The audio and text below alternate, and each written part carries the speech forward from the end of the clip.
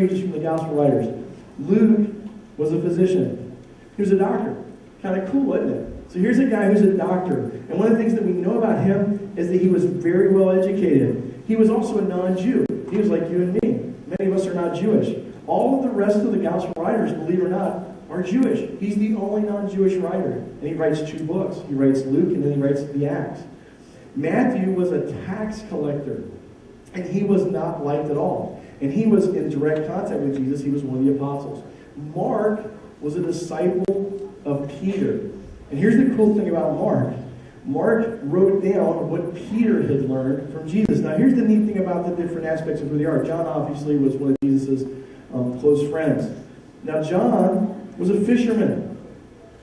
You know, think about that. He was a waterman, gang. That's what John did. Mark, I'm not sure what he did for a living other than hang out with Peter. Matthew, what you said, was a tax collector. He wasn't even liked. He had like the worst job on the planet, and nobody even liked to talk to him. Think about his life. And then, like I said, Luke was a doctor. So very different backgrounds. And now here's the thing I want you to understand. There's no contradiction from one gospel to the next. The things that they write on, they detail out in a very accurate way. Now, the second thing I want you to understand about these gospels are that they're scientifically accurate. I want to show you that. This is a little tougher. This is going to be kind of, by the way, this sermon, normally I like to engage you guys in a different way. I'm just going to tell you up front, this sermon's kind of weird, like as far as intellectual, so you got to hang with me here, because some of the stuff I'm about to give you to go into science isn't going to be real exciting, but it's going to be really important for you as you defend your faith and as you really investigate the Christian faith. The early church fathers authenticated the authorship of the Gospels. What do I mean? The guys in the very first few hundred years all wrote about the Gospels. And they said, indeed, Mark was the disciple of Peter. That's how we know that. So all of them said these are authentic. All of them put their stamp of approval on them. That's why they made it into the Bible, made it to the canon. Archaeology supports the accuracy of the Bible. Not many people don't know that. I brought this in from home. As you can get this stuff pretty cheap, actually, in the bookstore. Here's just something you can get at a bookstore, Encyclopedia of the Bible. And the cool thing about this is as you read through something like this, or you're studying and you go to a certain topic, you will find inside of here that the cities that are described in the Bible have been excavated. Many of the artifacts of the early Christian church are found. They've been excavated. You can find them. You can touch them. Many of the sites where Jesus probably lived or the disciples lived have been excavated. You can see those in a book like this. So it's amazing. So there's a lot that's been dug up and found in the old world that has to deal with the Bible. Now here's why that's important. When you're investigating something, if it's true, just from a worldly standpoint, you always test what can be tested. You know what I'm saying? Some things can't be tested.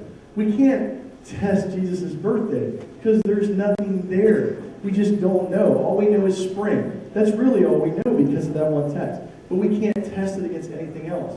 So you kind of got to go, okay, that's that. Now I'll move on to something that I can test. And what I can test are many things about the Gospels. Like, these people were living in a real place, just like we're living in a real place now. In fact, it has been tested. In the Gospel of Luke, a guy that was an archaeologist investigated 32 countries, 53 cities, and 9 islands.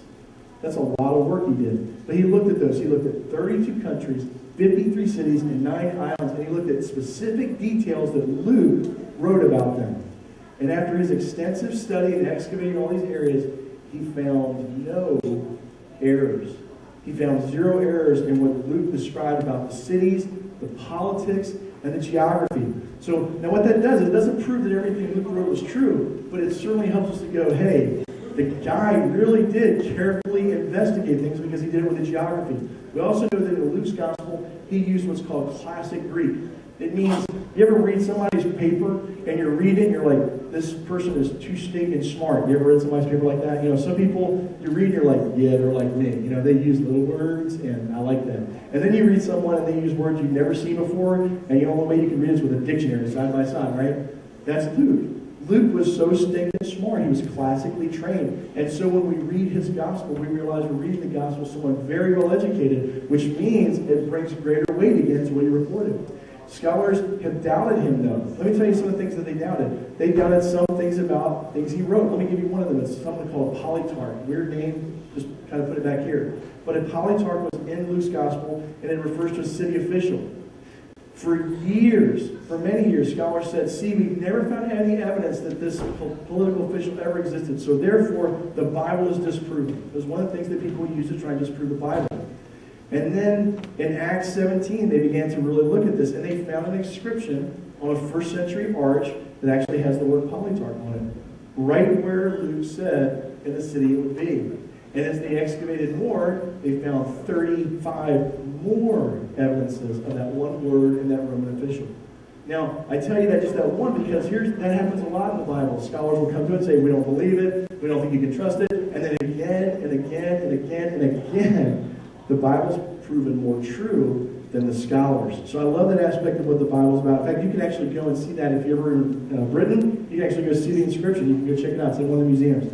They also date the Gospels different. People that come with the Gospels and say, well, here's one of the problems. Let's talk about this for a second.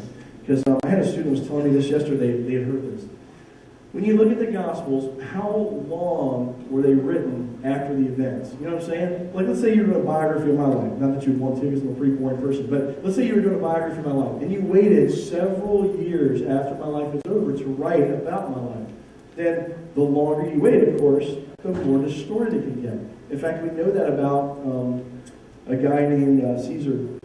When they wrote about his life, they started putting things in about Julius Caesar's life that really weren't true. They started making him into more than what he really was. And that was about 400 to 500 years after his life. And they found all this miraculous stuff that just wasn't true about him. And so people look at that and they say, see, that happened with Julius Caesar. Why shouldn't it happen with Jesus' life? They wrote these Gospels after the things happened, and they probably entered these things in.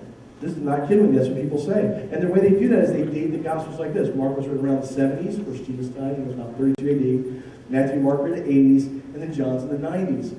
But there's a problem with that. There's a problem with that, and that's what I want to deal with. And it's kind of like the idea of urban myths. You guys ever get those by email? You ever get the stuff by email that says, please pray for this person, they're going to die, and pass it on to 7 other people, you'll die too. You ever get those, the chain mail? Okay. And then you go to a good website, right? Anybody know the websites? There's like 4 or 5 different websites you can go. Urbanmyths.com is one. And then you punch the email and you find out it was a myth. There's a website you can go to that tell you myth or real. And so some people think the same thing about the Bible because it was written after some of the facts. That some myths creeped in.